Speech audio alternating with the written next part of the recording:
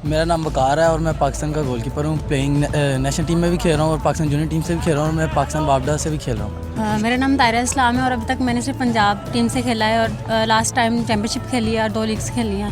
उसके अलावा अभी डिपार्टमेंट मुझे मिला है। ये वकार यूनुस और ताहिरा इस्लाम ये डार अकेडमी के लीडिंग गोलकीपर्स में से हैं। वकार वापडा को रिप्रेजेंट कर रहा है। अभी रिसेंटली ताहिरा को भी वापडा ने अपॉइंट किया है। 2019 में जो लास्ट चैम्पियनशिप हुई है, Tahira declare as a best goalkeeper in the championship और वापडा ने उसमें पंजाब ने उसमें सिल्वर मेडल लिया था। और वकार रिसेंटली भी वापडा की तरफ से चैम्पियनशिप खेला है जिसमें फाइनल हमने शूट आउट भी जीता है वापडा ने और Waqar was the leading performer in that match. अस्सलाम वालेकुम नाज़रीन, आज हमारे दरमियान मौजूद हैं वकास भट्ट जो कि डार हॉकी अकेडमी के गोलकीपिंग कोच हैं और हमारे नेशनल जूनियर टीम के भी गोलकीपिंग कोच रह चुके हैं और इसके साथ साथ पाकिस्तान वापडा के भी कोचिंग के फ़राइज़ सर अंजाम देते हैं बतौर गोलकीपिंग कोच।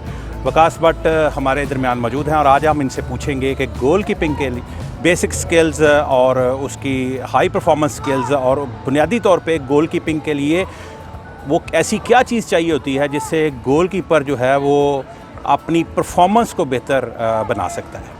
अस्सलाम वालेकुम, थैंक यू सो मच जी, आपने मुझे मौका दिया यहाँ पे बात करने के लिए।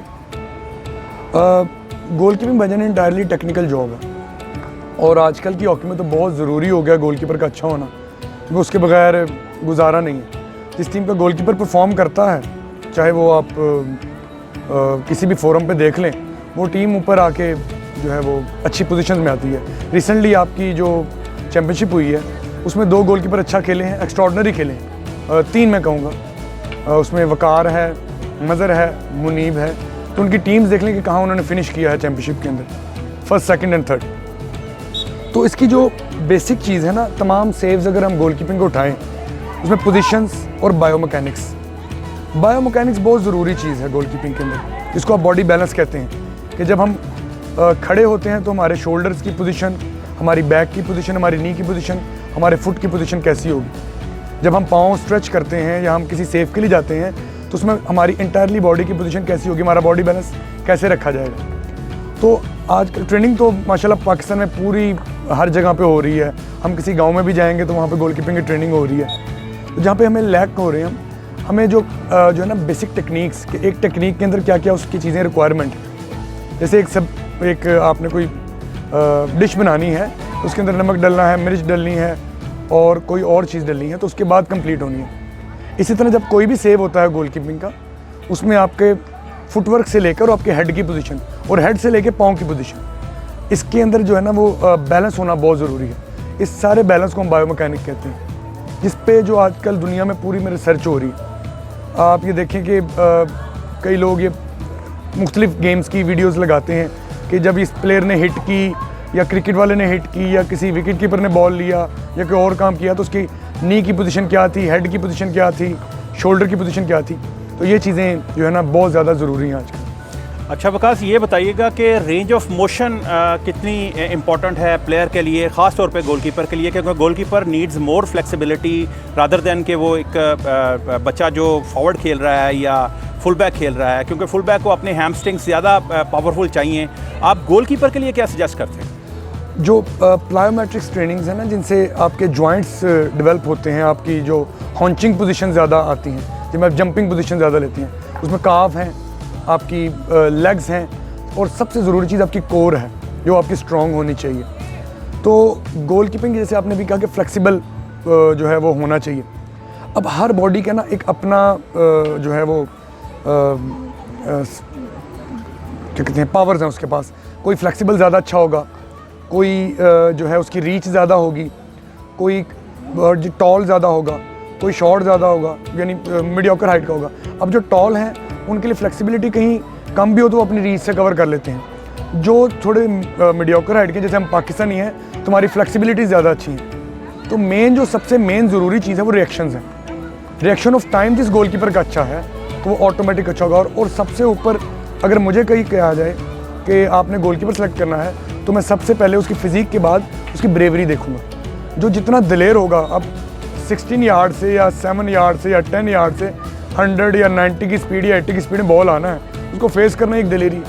तो सबसे पहले मैं दिलेरी देखूंगा, दिलेरी के बाद मैं रिएक्शन ऑफ टाइम देखूंगा, फिर उसकी सबसे बड़ी चीज़ उसकी डिसीजन मेकिंग देखूंगा, फैसले कैसे करता है। अच्छा वकास, आपने बड़ा अच्छा बात की कि अब टैलेंट आइडेंटिफिकेशन की तरफ आ जाए, चूँकि आपने एक टैलेंट आइडेंटिफिकेशन के एक छोटी सी चीज़ को जो है वो आपने बड़ा अच्छे तरीके से एलेबोरेट किया।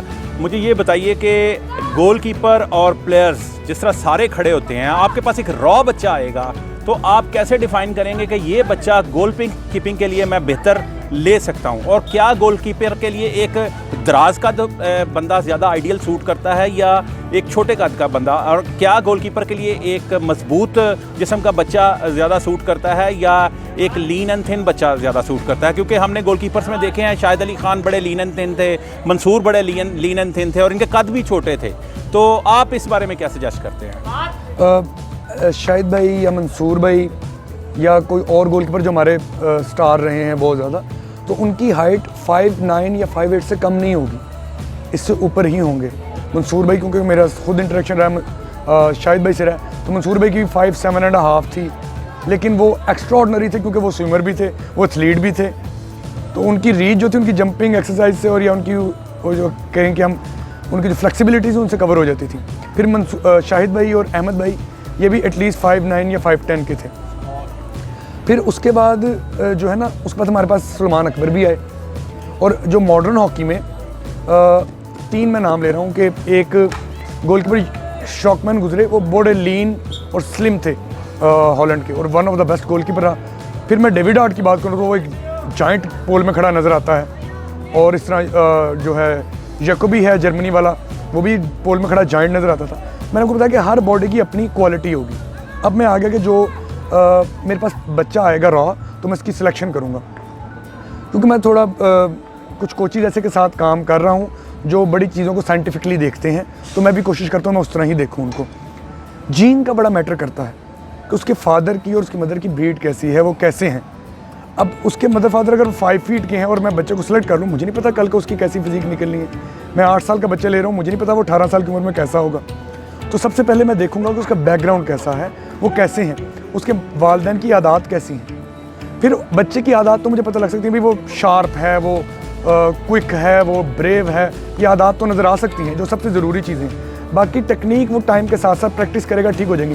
लेकिन जो मेन चीज़ है ना, उसकी फिजिकल कंडीशन फ्यूचर में आके कैसी होगी, वो उसके पेरेंट्स से मुझे जज होगी। तो मैं पेरेंट्स देखता हूँ, उसके बाद मैं बहुत अच्छा, आज वकास ने बड़ा अच्छा नॉलेज सेशन किया, और ये बातें उन गोलकीपर्स के लिए जो इस मैदान में आके अपनी सलाहियतों के जौहर दिखाना चाहते हैं, उनके लिए बिल्कुल मशअल राह है। और मैं समझता हूँ कि वकास जैसे और भी जितने भी टेक्निकल इश्यूज़ पे गुफ्तगू करने वाले लोग हैं, उनको आगे आना चाहिए और आके अपनी बातों का इजहार करना चाहिए, ताकि नए आने वाले बच्चों को अपने मुस्तकबिल की राह जो है उसमें रोशनी टिमटिमाती हुई नज़र आए।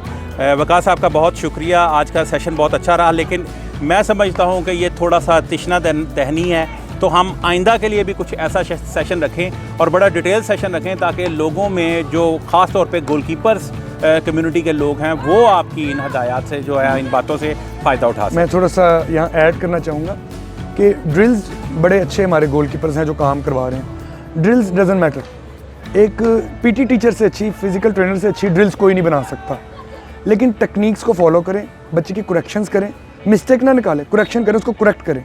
ये बड़ा डिफरेंट है चीज़ को, और इंशाल्लाह अगला सेशन हम फील्ड में गोलकीपर्स के साथ करेंगे। अच्छा।